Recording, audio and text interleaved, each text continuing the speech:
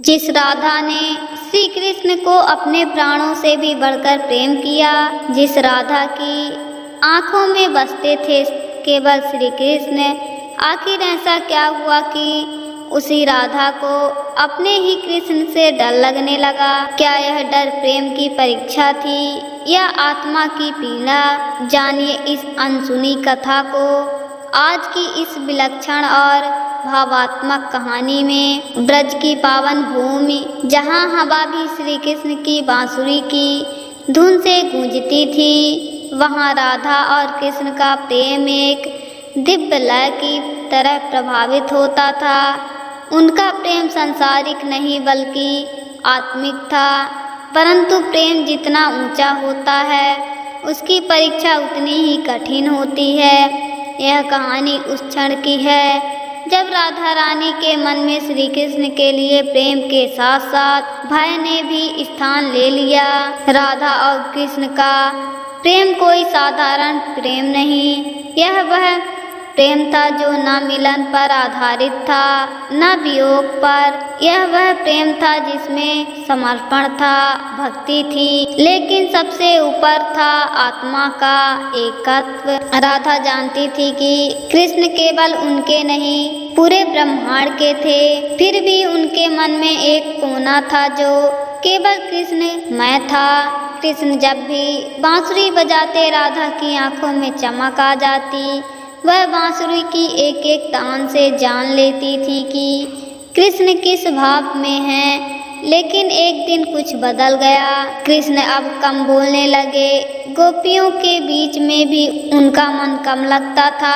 बांसुरी की धुन में अब वह मिठास नहीं थी जो राधा ने बरसों तक सुनी थी।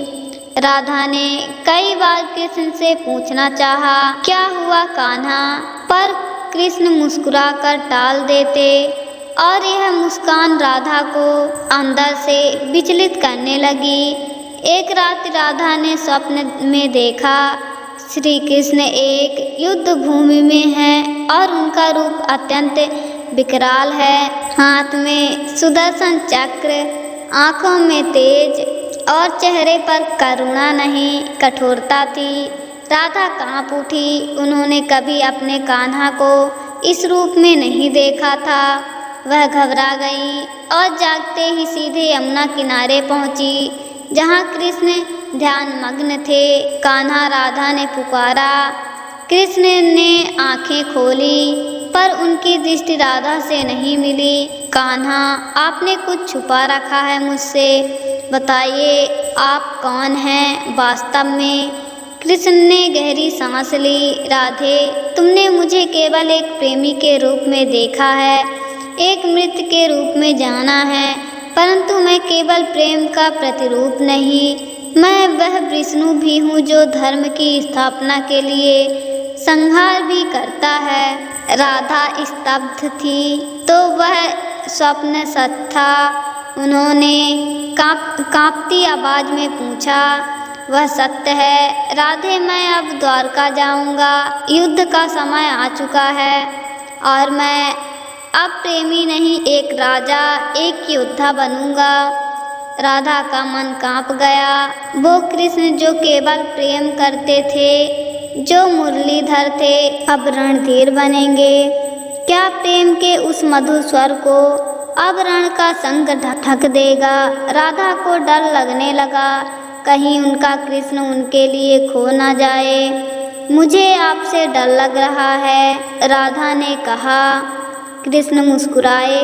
राधे, यह डर तुम्हारे प्रेम की गहराई का प्रमाण है। राधा जानती थी कि कृष्ण का कार्य अब धरती के लिए है, उनके प्रेम के लिए नहीं। और एक दिन बिना कुछ कहे राधा वन में चली गई। ना कोई विदाई, ना कोई आंसू, केवल मौन। श्री कृष्ण जानते थे राधा क्या कर रही हैं। वह मौन ही सही, पर यह उनका सर्वोत्तम त्याग है। राधा का डर इस बात का नहीं था कि कृष्ण उनसे दूर जाएंगे, बल्कि इस बात का था कि कृष्ण अब नहीं रहेंगे जिससे उन्हें प्रेम था। यह डर प्रेम में होता है जब आत्मा जानती है कि अब यात्रा बदलने वाली है।